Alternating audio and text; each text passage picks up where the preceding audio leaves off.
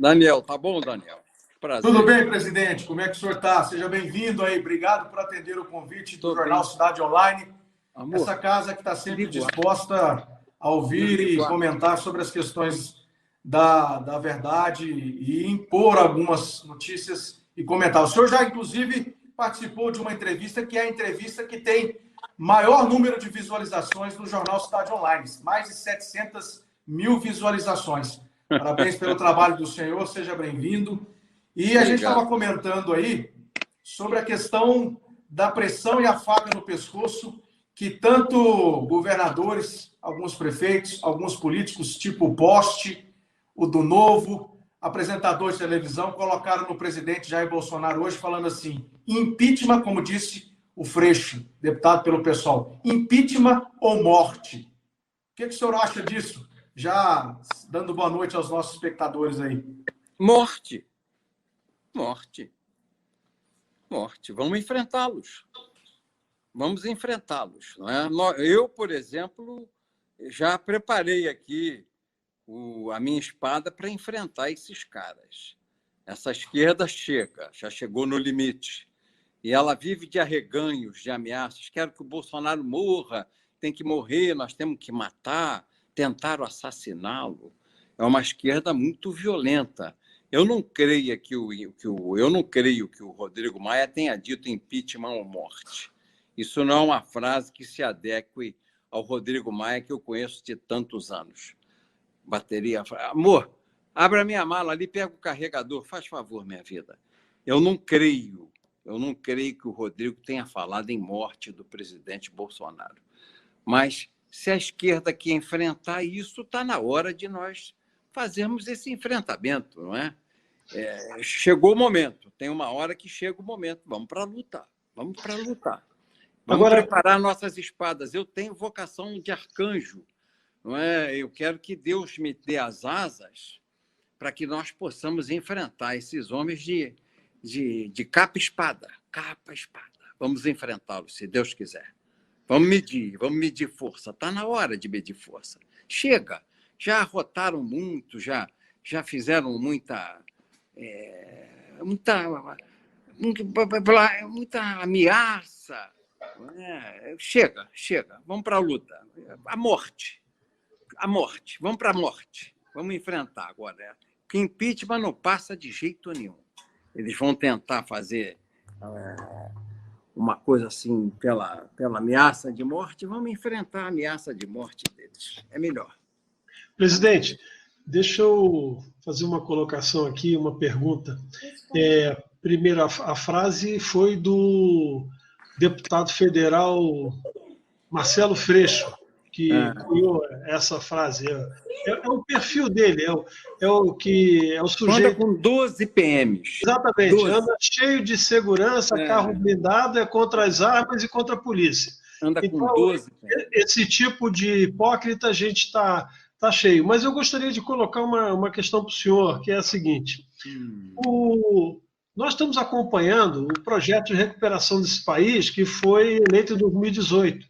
Ao curso de 2019, nós assistimos medidas que foram enviadas, mais de 30 medidas, ou 35 medidas foram enviadas pelo Ministério da Economia para a recuperação do país, reformas, por exemplo, a reforma da Previdência, que foi despotencializada por operação do Rodrigo Maia, enfim, e seus agentes. O que eu lhe pergunto objetivamente é o seguinte: como o senhor falou que já chegou no limite, já está no limite do enfrentamento, nós não temos dentro da própria Constituição, dentro do nosso ordenamento jurídico, esses ataques sistemáticos, por exemplo, contra a ordem econômica e social do país, provocada, por exemplo, por não exames e inações que a Câmara, provocada pelo seu próprio presidente, que não pauta matérias. E isso causou e causa efetivamente um dano absurdo para a população brasileira, para o desenvolvimento do país. Não caberia uma ação direta de ordem criminal contra o presidente Rodrigo Maia? Não, aí não, Carlos Dias, é político. O presidente, ao ficar sem partido, ele se expôs a esse tipo de ação.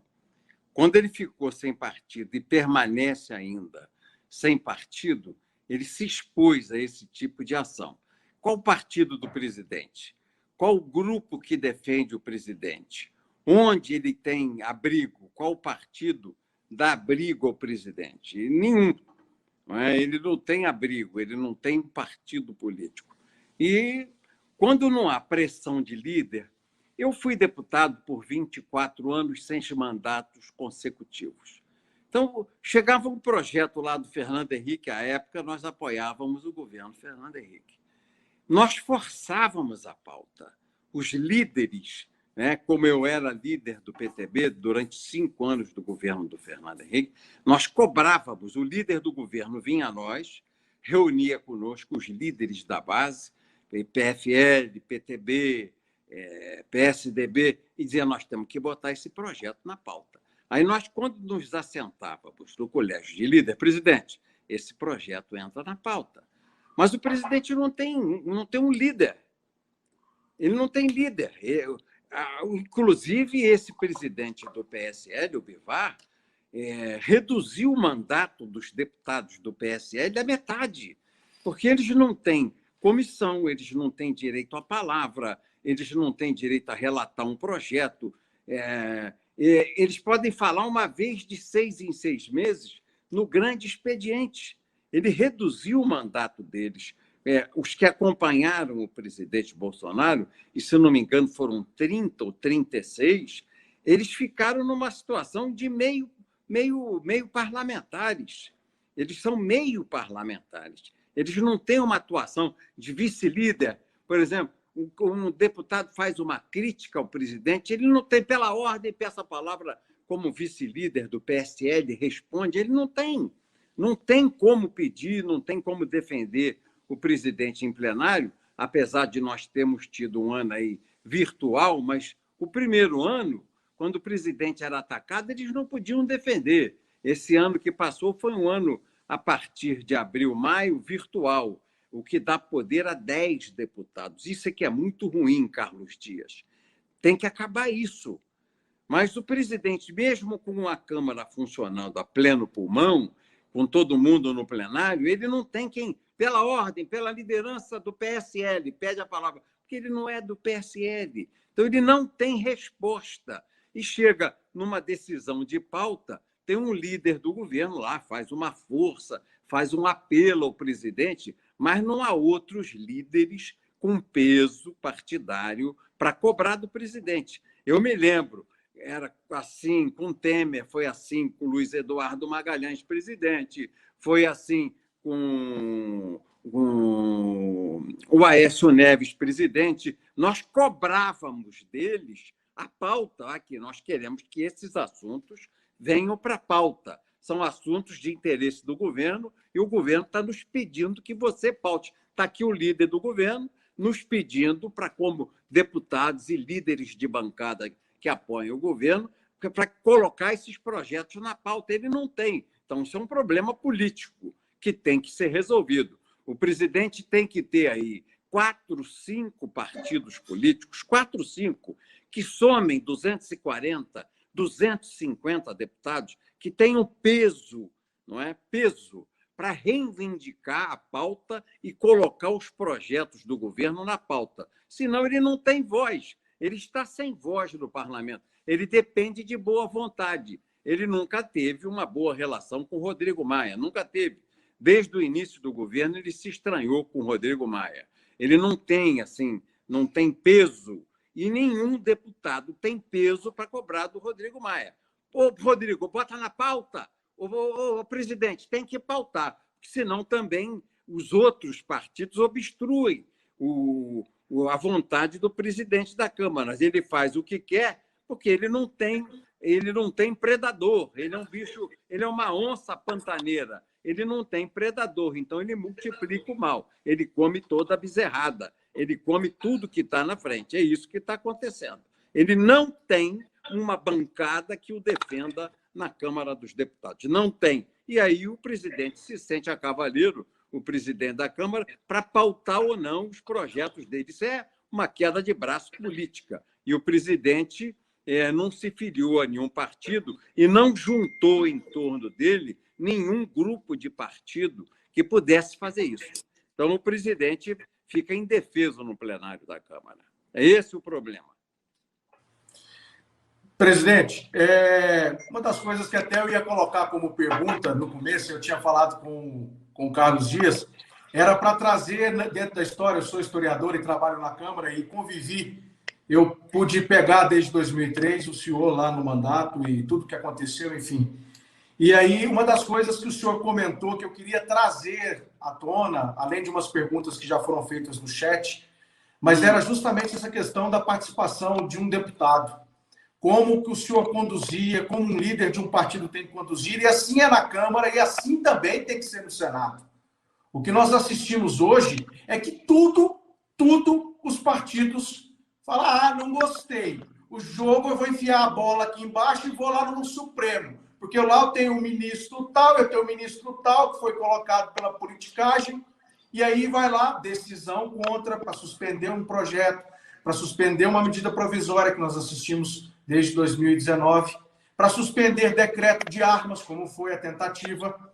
E aí nós vimos a fala do senhor. Eu queria justamente que o senhor dissesse isso. A importância dele ter hoje essa base, e puxando um pouco para a questão da eleição da Câmara, se o senhor vê na oportunidade do candidato, por exemplo, do PP, o Arthur Lira, se o PTB do senhor, o líder Lucas Fernandes, o líder no Senado, quem que vocês vão apoiar, esse cenário de tentar juntar um grupo para poder servir de base para ajudar, não o presidente Jair Bolsonaro, mas o projeto que 57 milhões de pessoas votaram nas urnas em 2018. E ainda lutar contra o Supremo Tribunal Federal, que a todo instante fica atazanando a vida com medidas judiciaristas do governo federal. O que o senhor acha que é preciso fazer para reorganizar isso, se o Arthur Lira tem condição e pode ser ganhar? E no Senado, o que o senhor acha? O Senado, eu vi ontem, o Flávio Bolsonaro declarou o voto em favor do Rodrigo Pacheco de Minas, do DEM, que é um homem sério. Ali no Senado, quem der, ou a Tebet, ou o Rodrigo Pacheco, o presidente está bem, são duas pessoas sérias. Eu gosto demais da atuação do Rodrigo Pacheco. É um parlamentar sério, é um jurista, ele não fica de brincadeira, de picuinha, de mesquinharia, ele não joga o jogo baixo. É aquele político mineiro autêntico, cauteloso, calmo, pensa, mede. Eu não vejo ele atacar ninguém, a fazer um comentário de desdouro a ninguém. Pelo contrário, eu entendo que ele é um grande parlamentar, o Rodrigo Pacheco. É do DEM, mas é um grande parlamentar. E eu ouvi ontem, eu li no Twitter, o Flávio Bolsonaro, que é o senador, filho do do presidente Bolsonaro, Jair Bolsonaro, declarar voto a ele, ao Rodrigo Pacheco. Me parece que o candidato escolhido pelo governo é o Rodrigo Pacheco. Está empatado, está 32-32. Ele com a Simone Tebet. É a última leitura que eu tive, a última informação que a assessoria jurídica do PTB, não, a assessoria de imprensa do PTB me deu. 32-32, a esquerda vai acabar desempatando. Mesmo que o Rodrigo Pacheco tenha votos na esquerda, ele não conspirará contra a agenda do presidente Jair Bolsonaro. Na Câmara, ficou uma coisa assim mais radical, uma luta mais radical. Eu entendo que nós temos que apoiar a candidatura do Arthur Lira de Alagoas. O Arthur Lira de Alagoas, do PP, é o candidato do PTB e é o candidato do presidente. Ele é o candidato do PTB porque é o candidato do presidente Bolsonaro. Eu tenho lá no PTB 3 ou 4 deputados que estão aí com nhenhenhenhenhenhen, fazendo bico, não querendo votar. Vota quem quiser. Quem não acompanhar o partido vai responder pelo peso da decisão.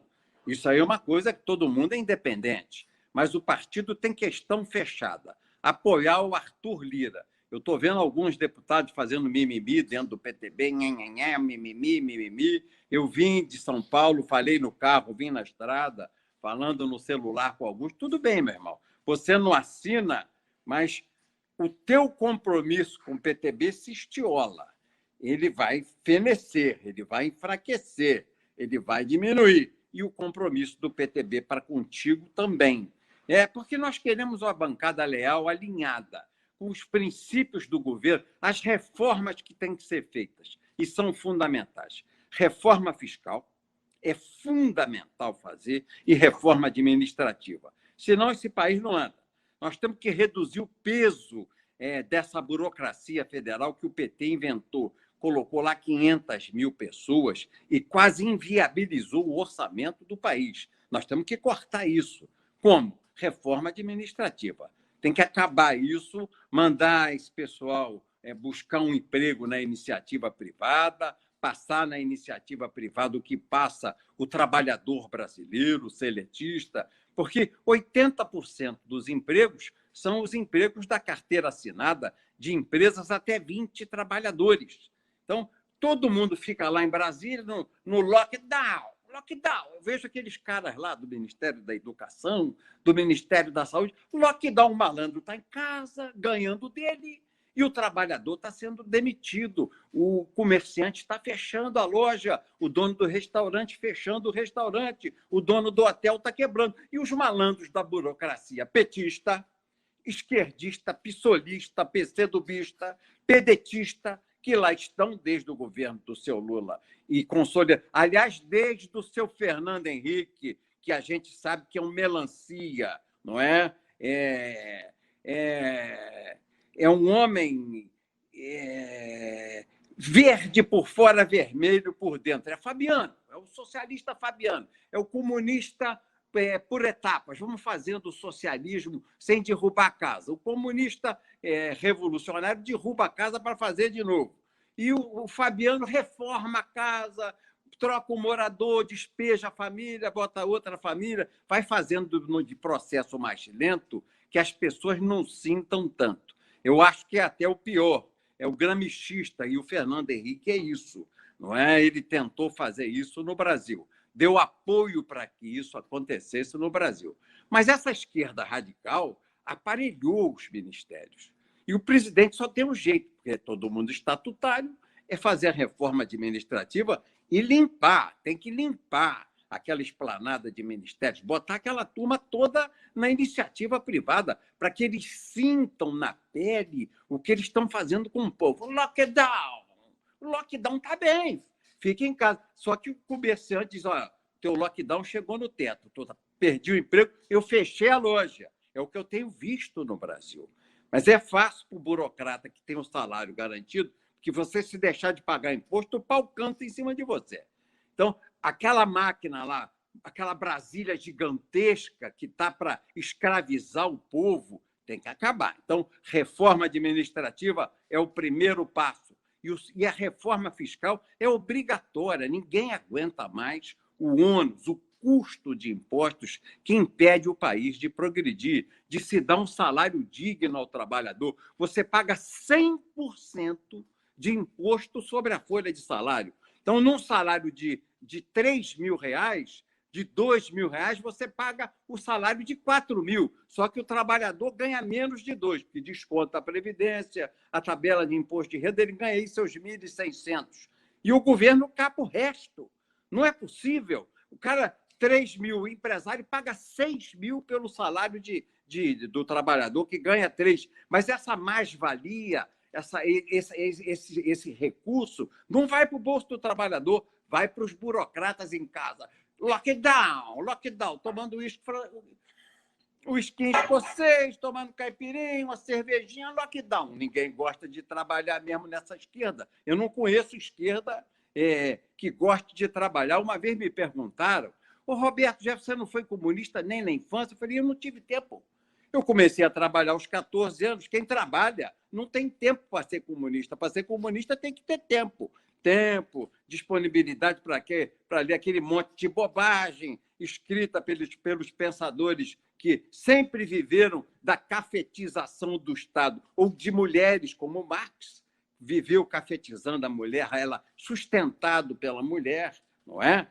E aí pôde escrever. Era um pensador. Estava em casa pensando em a mulher trabalhando para sustentá-lo. Aliás, há até no Supremo esse tipo de figura. Os ministros da mesada, tem 2 lá que recebem 150, 200 mil reais por mês das esposas, que têm escritórios de advocacia em Brasília, são milionários, milionários, e dão a eles de mesada 150, 200 mil reais. É uma nova espécie que se cria na burocracia brasileira, principalmente no Supremo Tribunal Federal. E a segunda parte da pergunta que você me faz é: a reforma fiscal tem que ser feita e nós temos que enfrentar o Supremo. O presidente não pode mais conviver com essa hostilidade. O Supremo é um puxadinho da esquerda. São lobistas, não tem ninguém ali que tenha assim, qualidade jurídica para estar no Supremo. Dizem que esse que a TV Globo colocou lá, o último, aqui do Rio de Janeiro, Barroso, o senhor Barroso, esse último ministro que a TV Globo nomeou lá foi o Barroso. Foi o Barroso. O lobby foi da TV Globo ainda no governo da Dilma, do Lula, do governo do Lula. O Barroso foi feito pela TV Globo, lobby da TV Globo. Esse é o pai do PSOL. A serpente, o ninho da serpente do PSOL foi o UERJ, depois se esparramou em outras universidades. Mas ele é professor de direito constitucional. E ele não julga o direito dentro da lei, ele julga a lei. É o neopositivismo. É o que ele diz: o direito não está na lei, está em algum lugar e nós temos que encontrar. Que conversa é essa? A insegurança jurídica que o Brasil vive hoje, tanto nos contratos como nas relações familiares, na relação das escolas, da educação dos meninos, está todo mundo em suspenso, porque depende, eles é que entendem o que é a lei. O Gilmar Mendes quis mudar, para permitir a reeleição do Rodrigo Maia e do Alcolumbre, um artigo da Constituição que diz: vedada reeleição dentro da mesma legislatura. E ele quis explicar em 40 laudas que o vedada não era proibida. Quer dizer, ele quis inventar um sinônimo para vedado. Vedado não é mais proibido. A lei é positiva, taxativa, não tem o que discutir, ela é compreensível. Vedada a reeleição na mesma legislatura. E ele queria dar reeleição ao Rodrigo Maia e ao Alcolumbre. Acabou perdendo por pressão da sociedade, por forte pressão da opinião pública nacional. O Supremo é um puxadinho da esquerda, faz o que o PSOL quer, faz o que a Rede quer. Esse partido Rede não tem nada, não tem ninguém, é um partidecozinho pequeno, mas tem uma influência forte no Supremo. Tudo que o Congresso derrota nessa pauta de costumes ou na pauta armamentista ou das liberdades de opinião, de expressão, que hoje é a grande crise mundial, essa opressão das big techs contra a opinião das pessoas, contra você, Daniel, contra você, Carlos Dias, contra mim, que também eu tinha um Twitter com 100 milhões de interações a cada 20 dias. Hoje eu tive que recomeçar, tenho 30, 35 milhões de interações, porque eu estou refazendo as pessoas que eu perdi naquela suspensão que eu recebi definitiva por ordem do Alexandre de Moraes. Então, o que nós temos que fazer? O que eu penso que o presidente tem que fazer? Artigo 142. Ele tem que convocar, ele é o chefe de Estado. O presidente Bolsonaro, ele é chefe de governo, governa o país, e chefe de Estado. Então, o chefe de Estado é o homem que está acima dos 3 poderes. Os 3 poderes se equiparam. O presidente da República é do mesmo tamanho do presidente do Senado, que é o mesmo tamanho do presidente do Congresso Nacional. Tudo bem. Mas acima dele está o chefe de Estado. E o chefe de Estado tem uma arma na mão chamada o poder garantidor, moderador das Forças Armadas. Por quê? O legislativo ameaça o presidente de impeachment. Ele tem uma arma para emparedar, coagir o chefe do executivo, o presidente da República, não é? O chefe de governo, com essa conversa de impeachment. tira o presidente do mandato. O Supremo tem com a denúncia, faz uma denúncia de crime de responsabilidade. Eles estão tentando fazer isso nessa vacina chinesa, que não dá 50% de qualificação, não dá, e eles querem comprar essa vacina chinesa que trouxe para cá esse vírus de laboratório da China para adoecer o povo do Brasil e do mundo. E eles estão forçando o presidente a dizer que prazo o senhor dá para comprar vacina? Quando o senhor vai comprar vacina? Que vacina que o senhor vai comprar? É um negócio assim.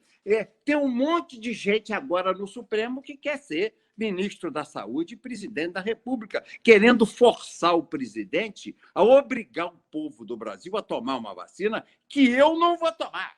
Uma vacina que mexe com o meu DNA, eu não vou tomar. E quem quer tomar, tome, mas não pode ser uma imposição, não pode ser um império tomar vacina. É um direito meu me vacinar ou não me vacinar. Não pode vir por obrigação. E o Supremo quer obrigar. Então, eu vejo que o presidente tem que invocar, como chefe de Estado. Está lá, o chefe de Estado é o comandante supremo das Forças Armadas. Poder moderador e garantidor. Há conflito entre os poderes declarado entre o Legislativo e o Executivo, mas aí já é um poder, é uma disputa política, porque o presidente não tem partido, mas há na governança há uma interferência, uma usurpação grave do Supremo dos poderes do presidente da República. Cada ministro, monocraticamente, é um presidente. Cada ministro é uma Constituição. E isso virou um caravançará, uma bagunça. E há um conflito nítido de poderes que está descrito no artigo 142 da Constituição. Eu, presidente, convocava as Forças Armadas, que é o poder garantidor, porque armado, e o poder moderador, porque quando há um conflito entre os três poderes, o legislativo, o judiciário e o executivo, só o poder garantidor pode suprir o fuzil, as Forças Armadas. Faria um ato institucional, limpava esse Supremo, limpava. Os 11 para casa, aposentava os 11, todos. Os 9 ministros, as 2 ministras, todos de volta para casa, e mudava o texto da Constituição, porque a Constituição é burocrática, ela é escrita por advogados para advogados. Você precisa, no Brasil, de médico, de dentista, de engenheiro, de professor. E esses homens não têm, essas profissões não têm proteção nem garantia constitucional. O advogado tem garantia constitucional. Eu sou advogado, mas está lá no texto a imunidade do advogado no exercício do munus do seu mandato. E mais, o 5º constitucional é uma vergonha. Está aí o Zé Dirceu ganhando as eleições da OAB no Brasil, só não ganhou São Paulo, para poder fazer o quê? Lista tríplice para ocupar o 5º constitucional nos tribunais de justiça dos estados, nos tribunais regionais eleitorais dos estados, no Superior Tribunal de Justiça. Isso é uma vergonha, isso tem que acabar. Não pode ser advogado lobista a ter assento no Supremo Tribunal Federal. Acabar com essa conversa de 5º constitucional e estabelecer claramente no texto da Constituição. O Supremo Tribunal Federal é o último degrau da carreira do magistrado que tem meritocracia, que estudou, que fez pós-graduação, que se doutorou, que passou num concurso dificílimo e que se dedicou 30, 25, 30 anos à magistratura sem compromisso político. Não é o ministro do PT, o ministro do PSOL, o ministro do PSDB. Não pode ser isso, isso tem que acabar. O lobista, né, nomeado lá pelas montadoras de veículos, pela Febraban, ou nomeado pela JBS, pelo Joerley Batista, que tem ministro que é nomeado pelo Joerley presidente, Batista. Isso tem que acabar. Nós temos que fazer uma corte de justiça de juízes. O presidente tem que propor essa mudança e pedir ao Conselho Nacional de Justiça, ao CNJ, uma lista tríplice e preencher com juízes de carreira, com com grande experiência, saber jurídico e moral ilibada, que tem amor à capa, que ele usa a toga, a espada da justiça, a balança da justiça, e colocar gente isenta no Supremo Tribunal Federal. Senão, isso não vai acabar. Presidente, deixa eu só, incluído nessa mesma linha que o senhor fala do Supremo Tribunal Federal, na questão do artigo 142 da Constituição, esse ato institucional, por exemplo, que o senhor citou, ele também atingiria aqueles que não cumpriram o artigo, por exemplo, o inciso 2º da Constituição, do artigo 52, que é competência exclusiva dos senadores julgar crime de responsabilidade, e se eles são tão óbvios, eles seriam atingidos também por esse ato institucional? O senhor repararia isso? O Carlos Dias, se você começar a estender, vira caça às bruxas. Eu prefiro uma coisa específica, deixa que o povo caça no voto. O presidente precisa limpar o Supremo. No voto, na democracia, senão nós vamos começar a caçar mandato. E aí é ruim. Aí você já extrapola, a gente já extrapola do objetivo principal, do foco que nós temos que ter. É limpar o Supremo. Porque a hora que passar o rodo no Supremo, tem um ditado popular que diz assim: quem tem, tem medo. Quem tem medo. E aí aquela turma lá do Senado vai começar a tomar um caminho, a medir o que vai fazer, de que maneira vai agir. Na Câmara também, epa, sobrou para a turma de togado ali, que parecia que estava acima da lei, porque são homens que não são fiscalizados. O deputado federal, o senador da República, todo ano publica o seu imposto de renda, o seu patrimônio e a sua renda. E isso é público. Todo mundo pode acessar pelo site do Congresso Nacional. Mas ministro do Supremo sequer é investigado no seu patrimônio. Se os auditores da Receita compararem, como fizeram com o Toffoli e o Gilmar Mendes, o que eles ganham de salário público, porque eles são funcionários públicos, qual é o patrimônio desses homens? 60 milhões? 80 milhões? Mas como? Um cara que ganha 30 mil de salário por mês ter um patrimônio desse tamanho. Foi a origem desse processo aí da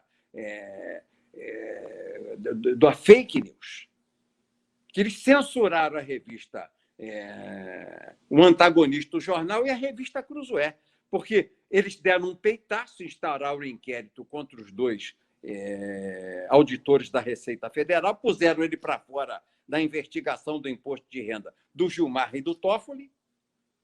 E eles, então, os dois auditores, vazaram para o Antagonista e para a revista Cruzoé o que eles tinham apurado. Eles ganharam tanto esse ano, declararam isso. Tem tanto dinheiro. Mas olha o patrimônio deles. Eles foram censurados, porque pegaram pela primeira vez, fiscalizaram pela primeira vez e tornaram público o salário milionário, quer dizer, a vida milionária, porque o salário é o salário que ganha o senador e o deputado, é igual. Mas a vida milionária daqueles homens. Como?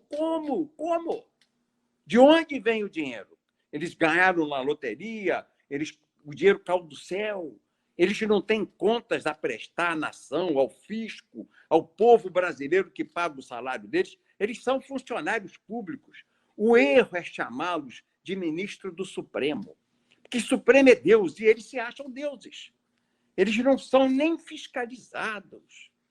E o senador que não tiver vício, ou o deputado que não tiver vício, eles vão arrumar.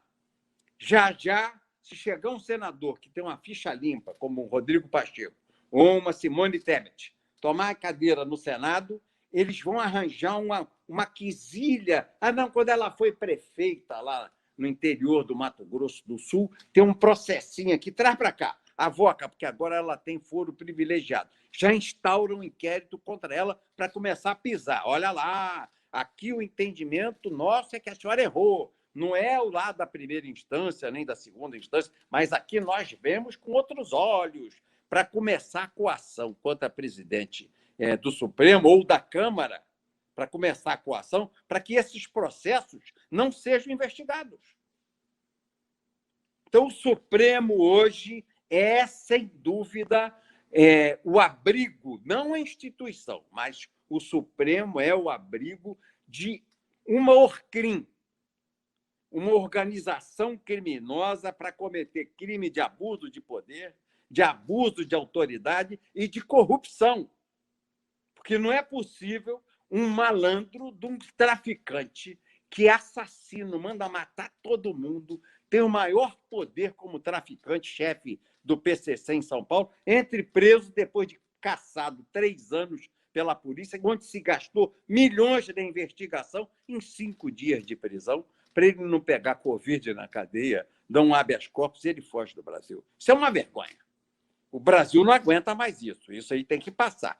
É cara de corrupção, cheiro de corrupção.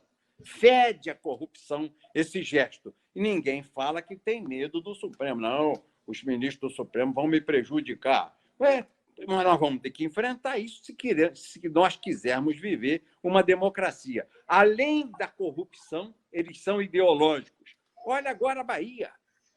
30 anos de governo do PT. Dos 60 desembargadores baianos, 50 estão denunciados por venda de sentença. Uma desembargadora que foi presa pediu delação premiada e entregou 49, com ela 50, de 60. Isso aí é tudo PT, e esse Supremo é isso.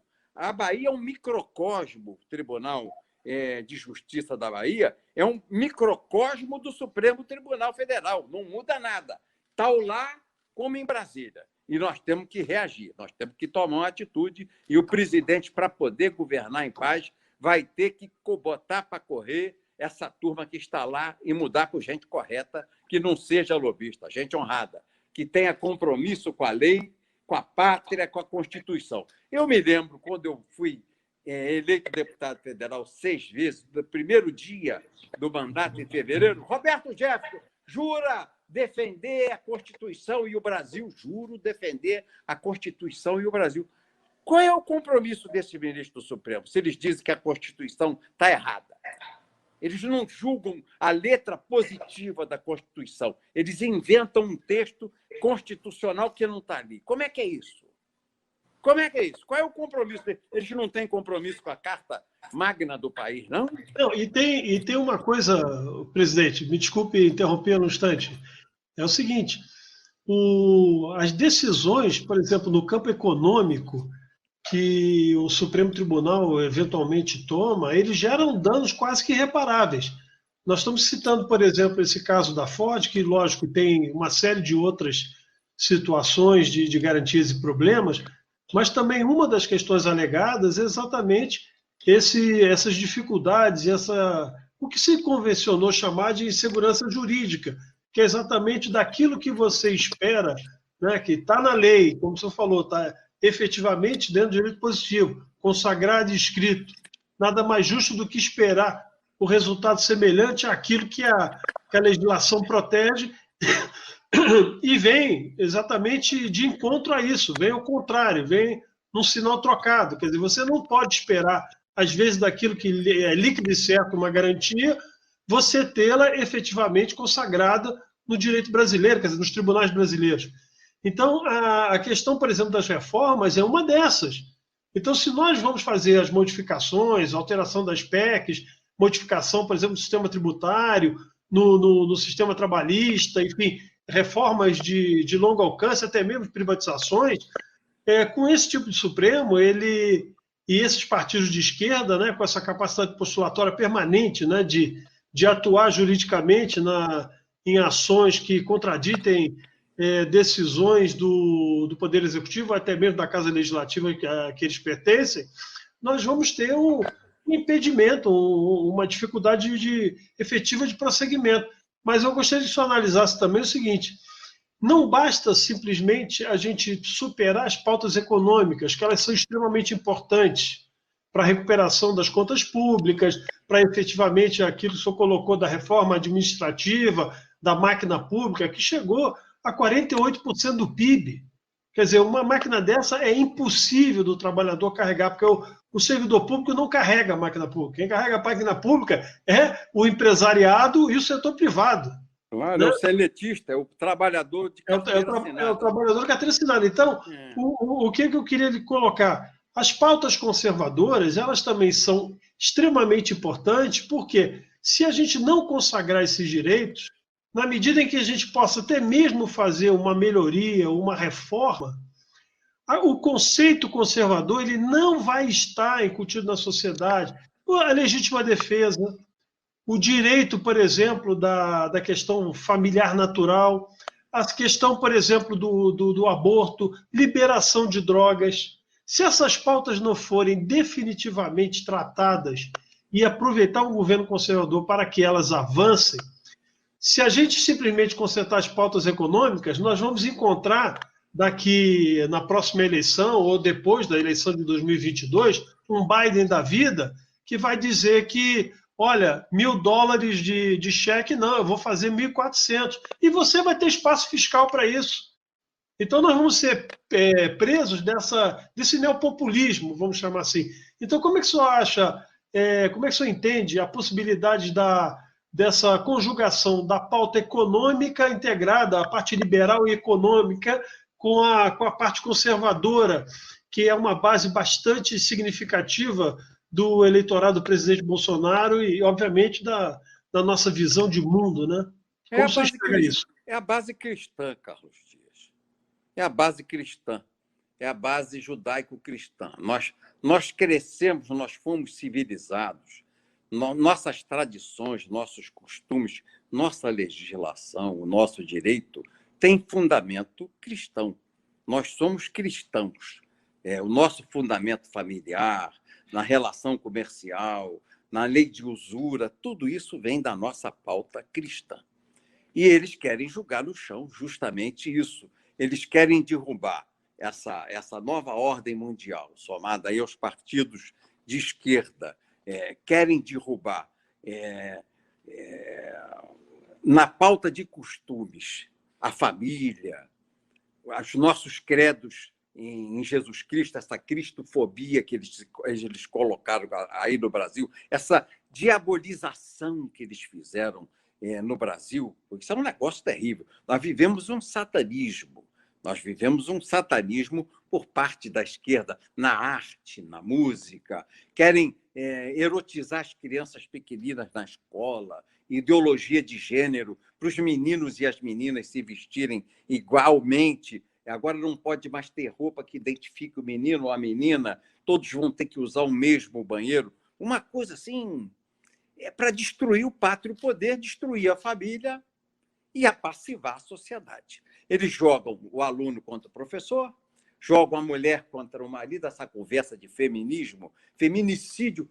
Que conversa é essa, feminicídio? É o homicídio, como é para todo mundo. Matou a esposa, matou a mulher, responde por homicídio. Feminicídio é assim, toda uma linguagem, não é gerada para julgar a mulher contra o homem. E fazendo que a mulher esqueça da sua função, que é principal, e foi a mulher que reagiu, que é tomar conta do lar, de reproduzir a vida, de perpetuar a espécie. A mulher trabalha, claro, ela tem que ter um olhar diferenciado na sociedade brasileira, porque ela perpetua a espécie, ela é especial. O ventre da mulher é sagrado. E eles querem invadir. Ela pode abortar até 6 meses, como fez agora a Argentina. Quer dizer, sem amor à vida, sem respeito à vida, você quebra. A maior corrupção que existe é a corrupção contra a vida, matar alguém, assassinar um bebê, assassinar uma criança. E essa pauta vem junto para poder impor uma pauta econômica escravagista que vai transformar todo mundo em consumidor sem direito de reivindicar. Os salários serão apequenados, os produtos são massificados, monopólios mundiais a fornecer remédio, alimento, e é isso que eles querem. E um povo que não tem atitude ou reação, como é na China, como é em Cuba, como é na Venezuela, como está se transformando a Argentina, que tem tentado ainda, através de seus pastores, de seus padres, menos os padres, mais os pastores, reagir a isso que está acontecendo em todo o mundo. Não é? Porque o estranho passa o aborto na Argentina e o Papa argentino não se manifesta, ele fica quieto. Pega uma árvore, queima em Roraima, ele grita na Praça da Santa Sé. mas passa o aborto contra a vida na Argentina e ele silencia. Vem um governo socialista, o povo está passando fome, os dentes estão podres, não tem sapato para calçar, vai comer na lata de lixo e ele silencia. É um negócio assim da gente olhar e entender bem o caminho que a CNBB tomou, influenciou destinos na América Latina desses senhores e alguns que seguem esse primado. Então, mas, por outro lado, há uma grande luta evangélica, uma grande luta cristã na América Latina e no mundo contra essa agenda que tem, primeiro, o objetivo de, nos costumes, destruir a família. Destruir a família, atingir a base de credos, a base filosófica do ordenamento que nós instituímos para implantar aqui um regime opressor, um regime ditatorial. Presidente, o senhor, na entrevista que concedeu ao jornal Cidade Online, e nós recebemos uma pergunta da jornalista Berenice Leite, que o senhor comentou sobre a questão, falando de fake news, falando do inquérito do fim do mundo. O pessoal aí do chat está parabenizando o senhor, dizendo que só o senhor para enfrentar o STF, que o senhor conhece, né? O pessoal dizendo aí, Elcio Moraes, vida longa ao Bob Jeff, é menor que nós temos e que nós podemos ter para lutar. Bob, como tirar o STF? Agenda 2030 da ONU, como trabalhar e lutar para evitar esse mal globalista, a NOM, né, a nova ordem mundial. Então, muita gente parabenizando o senhor aqui. Nós chegamos a atingir aí 3.000 pessoas na live, nós estamos com 2.700 agora. Mas a jornalista Berenice Leite, quando entrevistou o senhor comentou sobre a questão da pandemia e da questão de se utilizar, nesse caso, onde vidas não importam, politicagem barata, de pegar o dinheiro e de fazer disso um comércio. E o senhor chegou a comentar que os hospitais e a saúde, o setor da saúde estaria lucrando em torno de 14 mil, algumas pessoas chegaram a falar 18 mil, aí vieram as agências de checagem e disseram assim, que o senhor tinha falado, que o senhor tinha checado a informação e que não era verdadeira. O senhor tem a dizer sobre isso, as agências de checagem e a contribuição dessa mídia tradicional que só desinforma a população brasileira? Um recado do nosso querido aí, presidente Roberto Jefferson, para isso, respondendo a pergunta dela, que disse que ela foi alvo, inclusive vocês foram alvo dessa checagem aí, dizendo que isso não procedia do valor e do comércio que era feito dos leitos de UTI. Aquilo foi uma vergonha e continua sendo, não é? O que se tentou fazer no início da pandemia foi um assalto ao tesouro, e a Polícia Federal está provando isso, não é? Mesmo que as agências de checagem comprometidas com a esquerda, e a esquerda, principalmente no Nordeste, onde a maioria dos governadores é de esquerda, assaltou o país. Esse governador baiano, esse Rui Costa, que é o presidente do consórcio dos governadores nordestinos, ele coordenou o grande assalto à saúde pública do país, não é? E todos os preços deles eram superfaturados. São Paulo, Dória. Aqui no Rio de Janeiro, Witzel. Você veja, o respirador comprado pelo Caiado em Goiânia, ele pagou R$50. Chegou no Porto do Rio. R$50 mil. O respirador que o Caiado comprou para o povo de Goiás. Pegava o caminhão aqui, saía do Cais do Porto e andava mais 1.800 quilômetros de estrada até Goiás, 1.600 quilômetros de estrada até Goiás. O Witzel comprava aqui no Cais do Porto, mandava o caminhão desembarcar, descarregar a mercadoria no hospital, assim, 3 quilômetros, 4 quilômetros, 5 quilômetros, 10 quilômetros. Pagou 500 mil. O Dória pagou 400 mil, pagou adiantado e ainda não recebeu os respiradores. Quer dizer, são fatos que a opinião pública conhece, são fatos verdadeiros que a opinião pública conhece. O Dória fez contratos com a Coronavac, lá com aquele laboratório da China, para fazer a vacina de Coronavac em consórcio com o Butantan. O contrato é de agosto de 19. O coronavírus chegou no Brasil no Carnaval de 2020. Como é que ele pode ter feito o contrato para a vacina do coronavírus em agosto de 19? Quer dizer, se isso é uma coisa escandalosa, eu digo que é criminosa. Ela não é só um escândalo, é um crime, porque ele já previa o crime, permitiu o carnaval, foi brincar carnaval na Bahia fazendo marketing, brincou de carnaval em São Paulo fazendo marketing, veio ao Rio de Janeiro brincar. E esses homens não são investigados? Eles não vão ser punidos?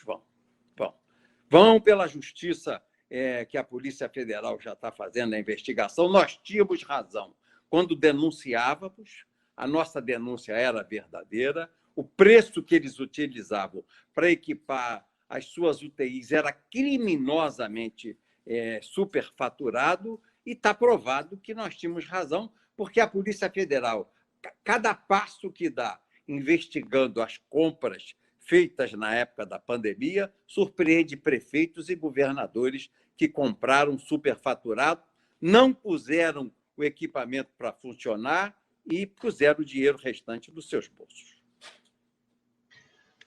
Agora, uma coisa que eu queria pontuar também, presidente, que é o seguinte: nós estamos falando de um país que vem ao longo desde os anos 2003 para cá, com a assunção da esquerda, né, de uma maneira mais direta ao poder, embora em outros governos, sem dúvida nenhuma, houvesse corrupção. O que a gente observa é que o país, ao longo do tempo, nunca discutiu a sua condição de subdesenvolvimento. E o subdesenvolvimento brasileiro, a gente explica de uma maneira muito simples, né? As elites oligopolizadas do sistema industrial, né, financeiro, os grandes oligopólios, né, econômicos, financeiros do país, eles continuam e se financiam na estrutura estatal, né? O BNDES está aberto para os grandes empresários, ele está aberto com subsídios, né, para esses grupos que nós assistimos lá no governo do PT, muito bem como eles operam, 6, 8 construtoras. E o que resta para a população de uma maneira geral? Exatamente os programas de bolsa, os programas assistencialistas, né? A dependência permanente do Estado. Onde eu quero chegar? Se a gente fizer uma reforma econômica que não atinja esses grupos, do ponto de vista da descentralização e abertura total de mercado, a gente vai continuar tendo essa concentração, porque um grande erro da Lava Jato, e aí eu encerro pedindo um comentário do senhor, que é o seguinte: por que essas empresas se mantiveram? Por que essas estruturas econômicas que foram, se consolidaram, não só do ponto de vista técnico, porque muitas delas têm engenharia excepcionais, reconhecido no mundo inteiro, grupos de técnicos, repito, excepcionais, e eles se financiaram no Estado, depois se organizaram do ponto de vista criminoso para sugar toda essa estrutura e operar de uma maneira oligopolizada os seus mercados, perfeito? E o que acontece? Na hora que você descobre, na hora que você condena, por exemplo, seus acionistas, seus executivos principais, a instituição, a empresa fica preservada sob uma alegação de que isso geraria grande desemprego. Desemprego gerou a concorrência predatória, a incapacidade do país de avançar nesse sistema oligopolizado. Isso gerou desemprego e fome. Então, o que eu queria lhe perguntar é o seguinte: vamos avançar numa agenda liberal e vamos tentar efetivamente modificar o nosso processo do campo legislativo, que enxergue as instituições, por exemplo, que causarem danos criminosos à economia, como a Odebrecht da vida, essas Camargo Correia, etc., fizeram, e elas não podem ser, por exemplo, punidas de não, efetivamente, os seus executivos e os seus acionistas não atuarem especificamente nesses mercados novamente e essas empresas serem vendidas, né, no sentido de alienadas de uma maneira, vamos dizer assim, bastante baixa, porque você vê, fechando aqui, o Emílio Odebrecht tem uma frase que eu diria lapidar. Fala para Dilma não se preocupar, ele conversando com o Lula, né? Para Dilma, senhor, que tem 300 milhões para vocês aí, para tocar aí, para ficar tranquila que tem 300 milhões. E nós preservamos essas companhias. E se nós preservamos essas companhias, preservamos os seus herdeiros. No governo do presidente Bolsonaro, elas não têm sido as vencedoras das licitações, não. Tem surgido várias empresas novas em todo o Brasil e empresas assim que trabalham com muito mais correção, regionalizadas, empresas em Goiás, de Goiás, empresas no Rio, do Rio, em São Paulo, de São Paulo, em Minas, de Minas. Esse oligopólio foi partido, foi quebrado, e eu penso que não se recupera. Porque o BNDES, a não ser que a gente perca para a esquerda a eleição, ele não volta a financiar esses grupos. Por isso, nós temos que nos unir, Carlos Dias, todos nós, para reconduzir o presidente Bolsonaro. Nós precisamos do presidente Bolsonaro mais 4 anos à frente do governo para acabar de demolir essas estruturas. Eu, por exemplo, vim agora pela Rio Petrópolis, eu moro em Comendador Levi Gasparian. Eu moro aqui em Comendador Levi Gasparian. A BR-40, nesse consórcio da Concer, é um absoluto desastre. A serra é um desastre. A má qualidade da serra, a má qualidade dos viadutos, a má qualidade da massa asfáltica. É buraco para todo lado, a serra toda quebrada. É uma coisa assim do pior gabarito. Isso era um consórcio aí de várias empresas dessas, OAS e Carioca Engenharia, essas empresas grandes, Odebrecht. O presidente já deu prazo para que elas entreguem a concessão até fevereiro, até o final de fevereiro, início de março. Está acabando a mamata. Sacaram uma fortuna do BNDES para fazer a dupla mão, fazer a nova a obra na serra que acabava com a Serra Velha, que é realmente apertada e ruim, para poder permitir que os caminhões aí, esses treminhões ou esses caminhões que têm dois truques, que puxam 2 carrocerias, pudessem subir a serra, senão eles ficam parados até 6 horas da noite e a partir de 6 horas da noite é que eles são liberados. Quebram tudo e não impedem o trânsito de fluir. Esses caras sacaram uma fortuna do BNDES e não fizeram a obra. Está aqui, quem vem a Petrópolis sabe o que eu estou falando. Quem vem a Itaipava conhecer a gastronomia de Itaipava sabe o que eu estou falando. Como é que pode? Só tem um jeito, tomar deles. E o presidente disse, o contrato encerra em fevereiro ou março e eu não vou renovar com essa concessionária. Então, há por parte do governo federal, ele é o leme, ele é a mão do leme, ele é que dá a direção. E há por parte do governo federal a intenção clara de corrigir e moralizar, acabando com esses oligopólios. O Brasil, no interior, está sendo construído. As estradas, a 163, a ferrovia norte-sul, a irrigação com transição e transposição de águas do São Francisco, tudo isso foi feito. Estava na mão desses oligopólios. Não foi que essas obras não foram executadas pelos oligopólios, mas por empresas menores contratadas agora pelo governo num novo momento licitatório, sob uma nova condição moral, correta, ética, imprimida pelo governo do presidente Jair Bolsonaro. Então, nós precisamos de mais 4 anos. Esses 2 que nós temos ainda do presidente a governar, a desmontar esse aparelhamento do Brasil, e mais 4 para a gente sair e afirmar esses nossos conceitos liberais e conservadores. Precisamos ganhar mais fôlego, precisamos de mais 6 anos para tentar enfrentar os 30 de destruição que passamos no Brasil nas mãos do PSDB e do PT.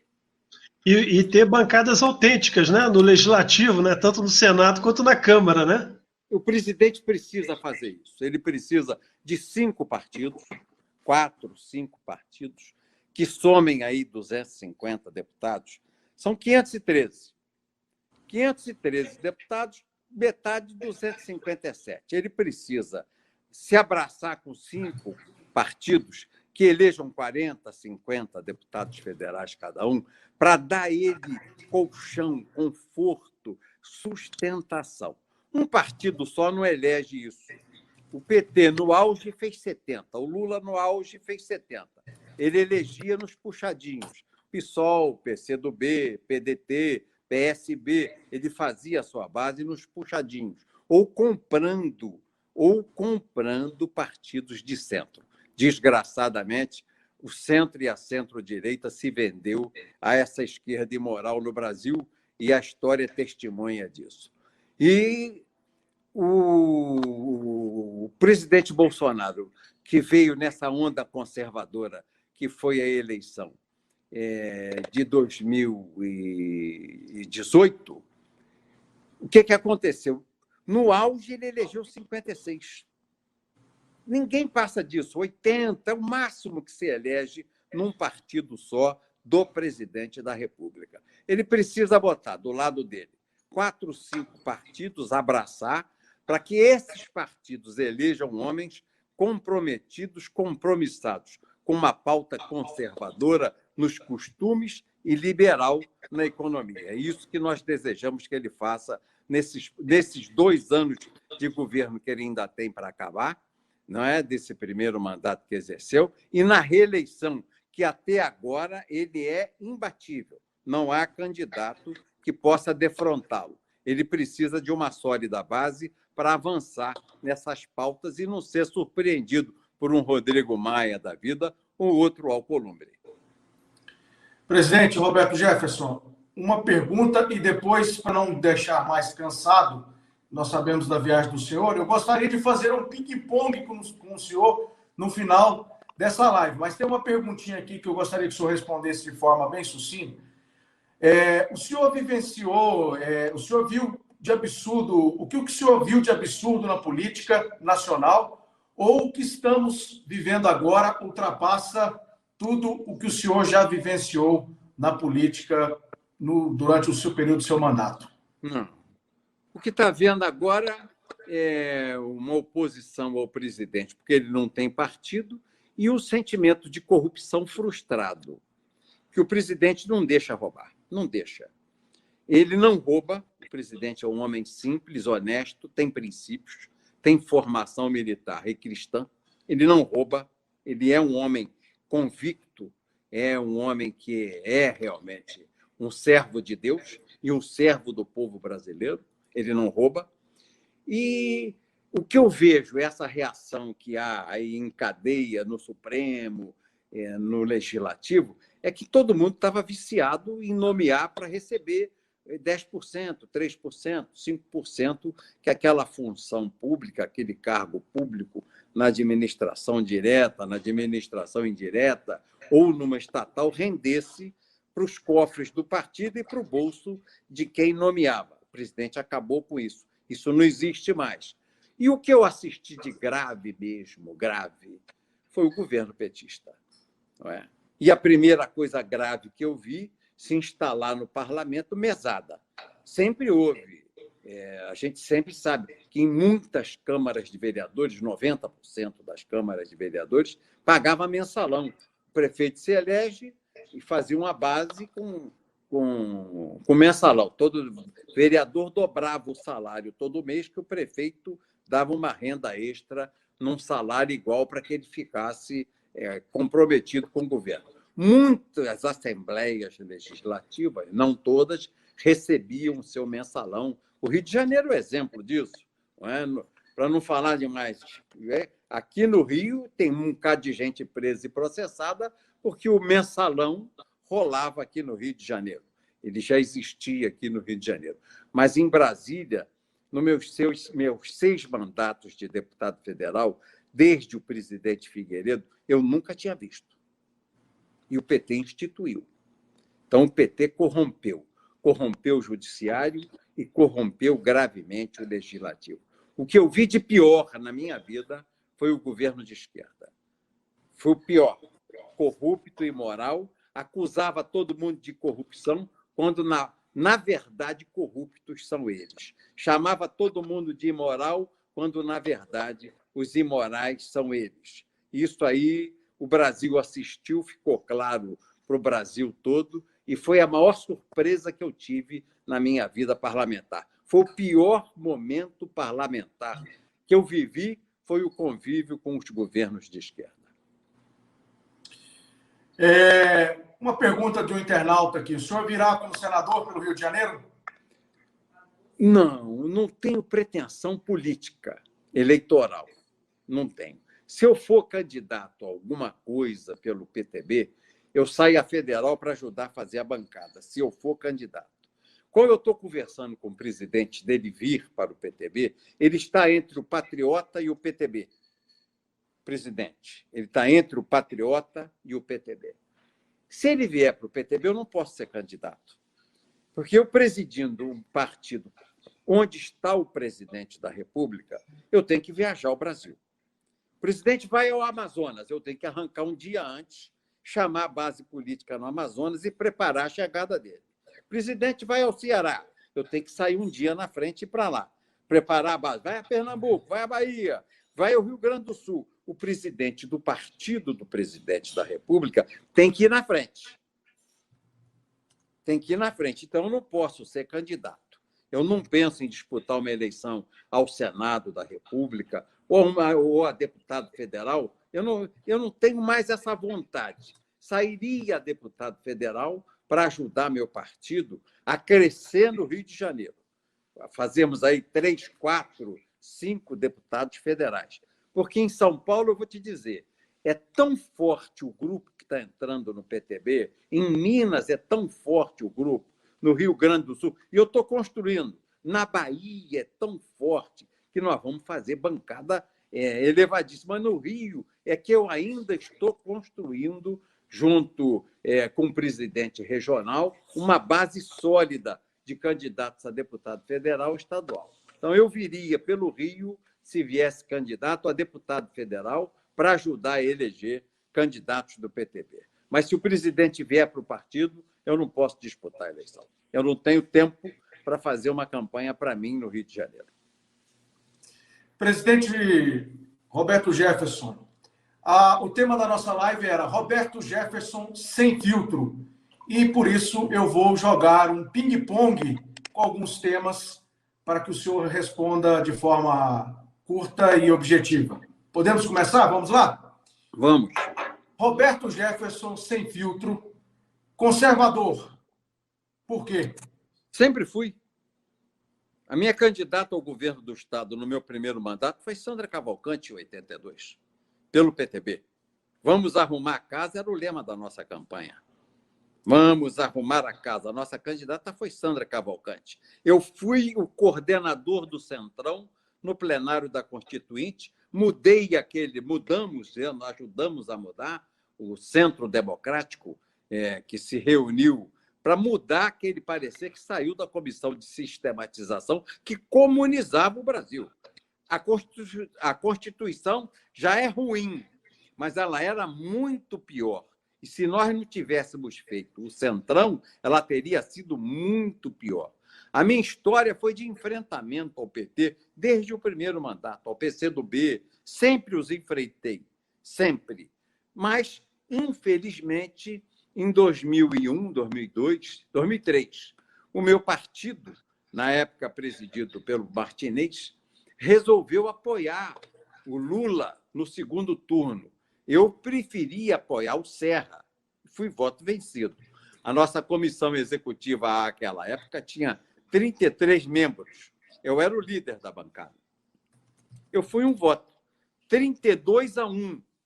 Eu votei contra apoiar o PT, contra apoiar o Lula. Mas meu partido apoiou o Lula e eu sou PTBista, eu sou partidário. Eu nunca fiquei trocando de partido na minha vida. 6 mandatos de deputado federal consecutivos no PTB, pelo PTB. Presidi o PTB na minha cidade, presidi o PTB no estado do Rio, fui líder da bancada do PTB durante 5 anos consecutivos, deputado federal 6 vezes pelo PTB e presidente nacional do partido desde 2003, com interrupções, né, que eu tive que me afastar, porque estive preso 2 anos. A Cristiane assumiu o partido nessa época, e quando eu voltei, quando eu saí, fiquei em liberdade, a Cristiane devolveu a mim a presidência do PTB. Então, eu sou coerente, tenho minha posição, apoiei, mas já deu crise logo no início. Você veja, em 2004 começou a crise entre o PTB e o PT, e ela foi ao paroxismo no ano de 2005, que eu denunciei o mensalão e fui cassado por isso. Legalização do aborto. Contra.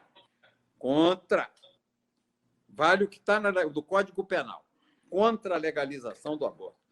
Defesa da vida desde a concepção até a sua extinção natural. Contra o aborto. Forças Armadas. Sou a favor das Forças Armadas. As Forças Armadas, elas são as maiores conciliadoras do Brasil. Você tem lá índio, negro, branco, pobre, rico, classe média, todo mundo está lá. Não há uma instituição no Brasil que junte tantas pessoas socialmente diferentes. As Forças Armadas são fundamentais para o país. Os generais. Eu respeito os generais do Brasil. Eu não tenho essa impressão que muitos têm, que tem general melancia. Eu acho que tem general de bom senso e que está levando a coisa com paciência até o momento que eles precisem mostrar o braço forte. Mão amiga, braço forte, não é isso? A mão amiga está sendo mostrada, mas vai chegar o momento do braço forte. Eu não tenho dúvida disso. Ideologia de gênero. Contra! Isso é um crime contra o país. Contra.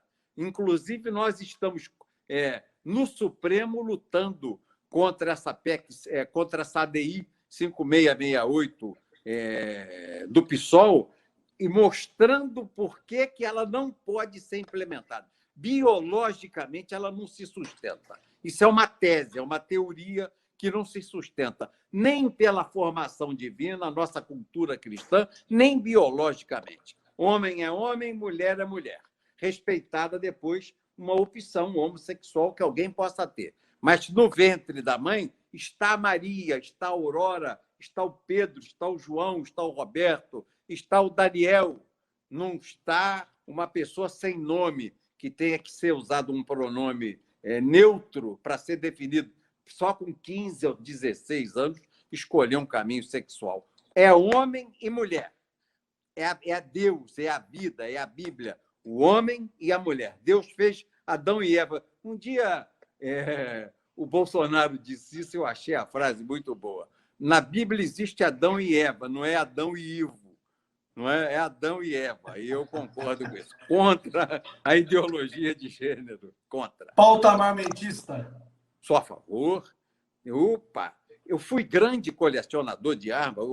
O Carlos Dias me conhece. Eu tinha, na minha casa de campo, canhão antiaéreo, canhão antitanque, eu tinha tanque de guerra, carro de transporte de força com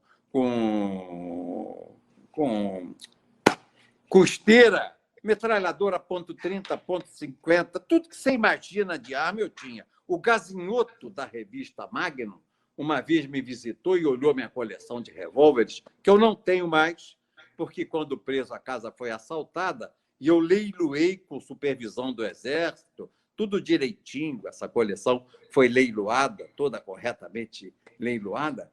O gazinhoto disse para mim o seguinte: Roberto, é a coleção de revólver mais bonita que eu já vi na minha vida. Mais bonita coleção de armas.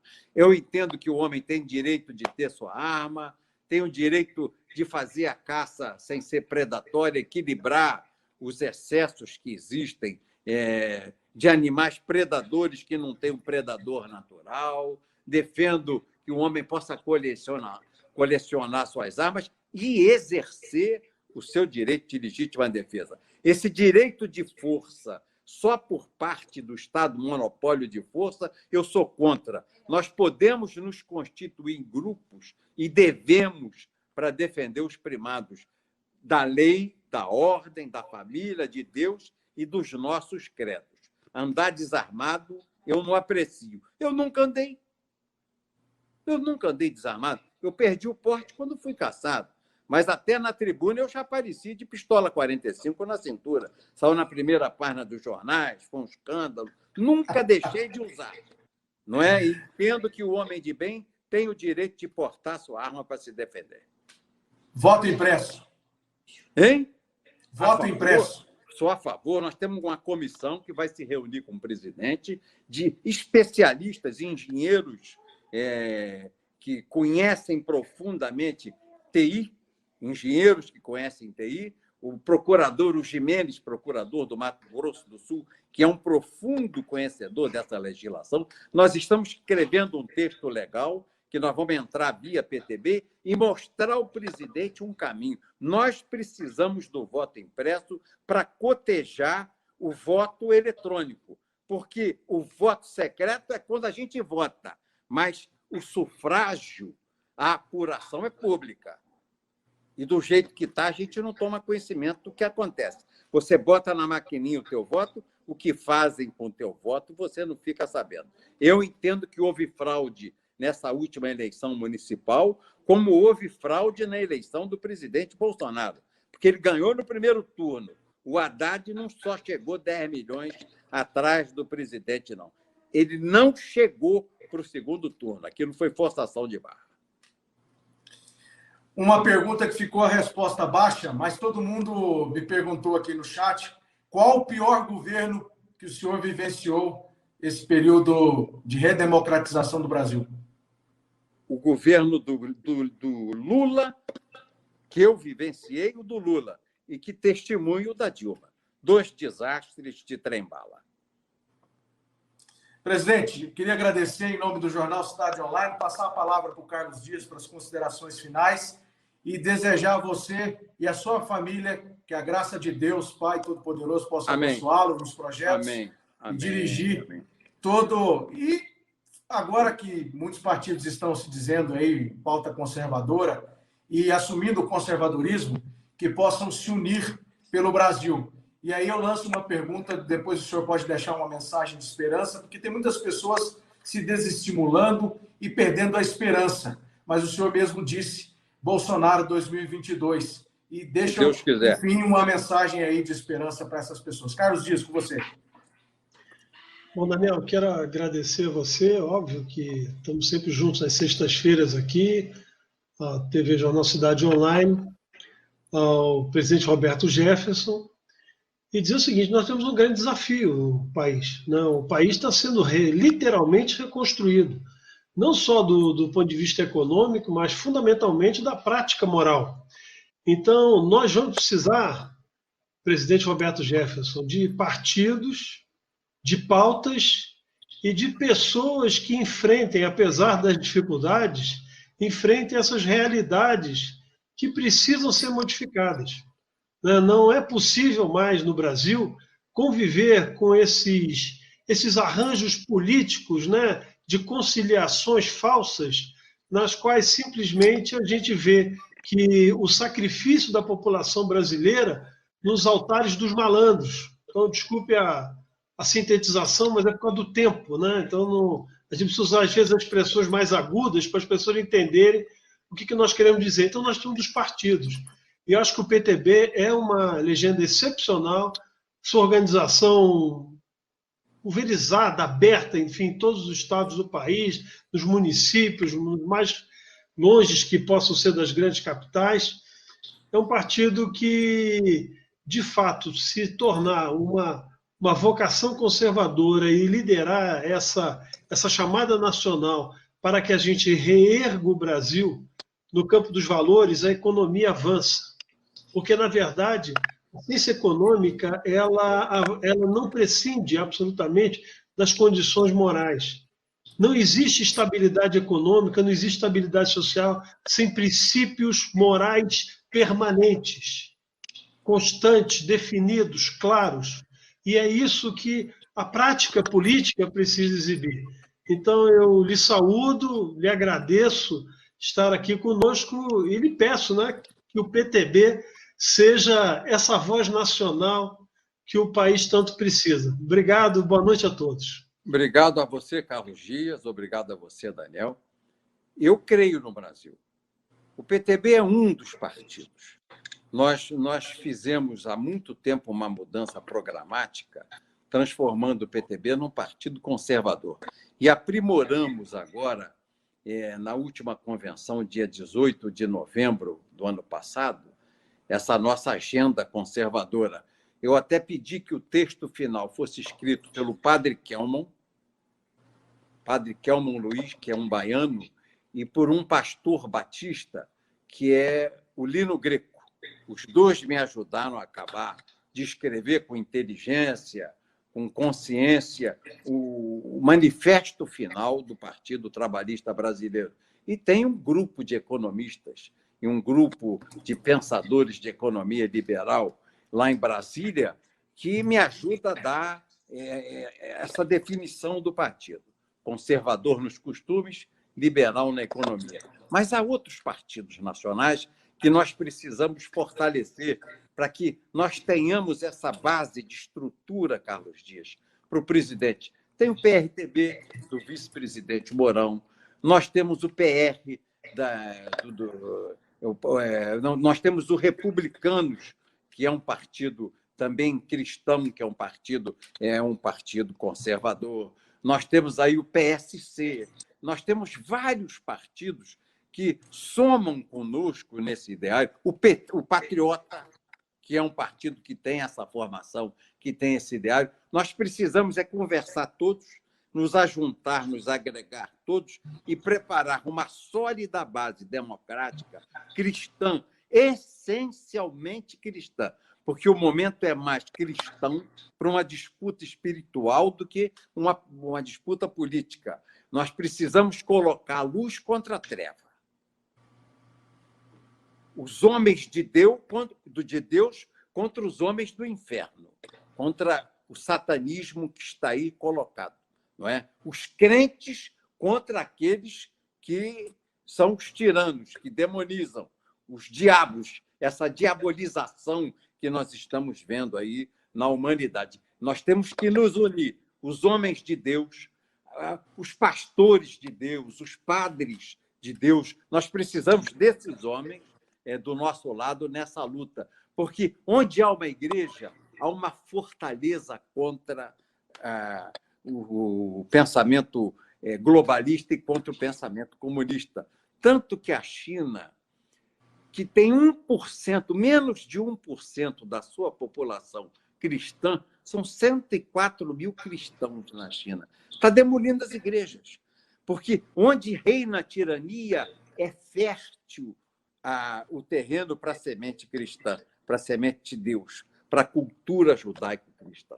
Então, é dizer que nós temos que juntar os cristãos para enfrentarmos esse momento satânico, satanista, promovido por satanistas que tem no mundo aí, que são pedófilos, abusam de criança e querem apassivar os homens, virilizar as mulheres, destruir as famílias. Nós temos que nos unir para manter o nosso legado cristão de pé, o que recebemos da formação desse país que nasceu, que foi descoberto e colonizado sob a cruz de Cristo. A primeira missa feita no Brasil, 26 de abril de 1500, na terra de Santa Cruz de Cabralha, por Dom Henrique Coimbra. E os nativos nas árvores, as telas mostram. Está na carta de Pedro Vaz Caminha. Os nativos assistindo às tripulações dos navios, o Santa Maria, o Pinta e Nina, tripulações portuguesas e espanholas, todo mundo em ato de contrição, chapéu na mão, cabeça baixa, não é? E Dom Henrique Coimbra celebrando e agradecendo a Deus e abençoando a nova terra. Porto Seguro, Salvador da Bahia, os nomes são cristãos. Esse país ele foi colonizado pelos missionários, pelos padres, pelos evangélicos. As escolas, as ruas, as igrejas, as santas casas, tudo isso vem de onde? da nossa religiosidade. É a nossa cultura, a nossa civilização cristã que fez esse país forte, unido, com a mesma língua, um país continental. Isso foi construído pelos cristãos, esse país continental. Unidade de credo, unidade de crença, sentimento patriótico, unidade de família, unidade de língua. Nós não... a Bolívia, o socialismo bolivariano, o quê? Aquele monte de republiqueta. O único que escapa é a Argentina, o resto é um monte de republiqueta. A Venezuela era rica no petróleo. Mas você olha em volta, todas republiquetas. Agora você está tendo aí o Paraguai melhorando, mas olha o tamanho das repúblicas que Bolívar ajudou a fundar, daquelas crises de interesses fazendários, não é? E o tamanho que esse Brasil tem, conquistado pelo amor à língua, a Deus. Dom Manuel Venturoso. Presidente, só para encerrar. Não, coisa rápida. Coisa rápida. É para dizer o seguinte: quando a Argentina era boa, a economia dela era menor da que do estado de São Paulo. Pois é, então, mas a potência que é o Brasil. Na década de 20, ela tinha uma renda per capita maior que os Estados Unidos. É que o populismo destruiu a Argentina. Na década de 20, a renda per capita na Argentina era maior que a renda dos Estados Unidos. É o populismo lá instalado com esse partido justicialista destruiu a Argentina, acabou com a Argentina. Dom Manuel Venturoso, quando mandou para cá os colonizadores, ele dizia a eles: olha, a espada não está na cinta, está no meio da perna. Casem com todo mundo, façam filho com todo mundo, façam um povo só, é o amálgama. Nós não temos exército para garantir aquele país. Então, nós não vamos fazer pelo sangue, vamos fazer pelo amor. Casem, se reproduzam, ensinem a língua portuguesa, o amor à pátria e o amor a Deus. Foi assim que nós crescemos, com esse amor a Deus, com o amor à pátria e à nossa grande família. E o Brasil é continental. Os outros é o que nós assistimos aí, a ilhotazinha de Fidel Castro, não é? A terra do Maduro, que é pequenininha, essas coisas pequenas aí, o Chile, que é uma tripinha, o Paraguai, que é pequeno, o Equador, que é pequeno, o Peru, que é pequeno. Nós somos uma grande nação, somos um grande povo, que a espada que nos construiu foi a da conjunção, homem e mulher, com amor. Naquela época não tinha ideologia de gênero, nem esse negócio de homem com homem, mulher com mulher. Era homem e mulher, família cristã. E nós crescemos assim, um amálgama, uma mistura de todas as raças, fortalecidos no amor e na fé em Deus. O Brasil vai passar por isso e vai virar todas as repúblicas em torno de nós que aderiram a esse comunismo louco, a esse globalismo louco. Nós vamos influenciar a América Latina. Nós vamos influenciar a América Latina com essa nossa virada conservadora. Obrigado pela entrevista. Eu me despeço em nome do Jornal Cidade Online. Agradeço a todos vocês. Comentários aqui, se eu fosse falar, dando os parabéns pela eloquência, pelo discurso, por lembrar da história. Eu, como historiador, fiquei aqui realmente tocado pelas palavras do senhor, pelas palavras também do Carlos Dias. Agradeço a todos vocês. São essas pessoas, presidente Roberto Jefferson e Carlos Dias, que estão aqui apoiando o Contraponto. Todas as sextas-feiras, agora de volta, eu e o Carlos Dias estamos aqui entrevistando e batendo um papo sobre os principais assuntos da semana. Muito obrigado, senhor, e a todo o povo brasileiro, e que Deus abençoe essa nação e que sejamos altivos sempre para a honra e glória de Deus. Um abraço a todo mundo. Que Deus nos abençoe. Obrigado. Que Deus nos abençoe. Que Deus nos abençoe. Obrigado.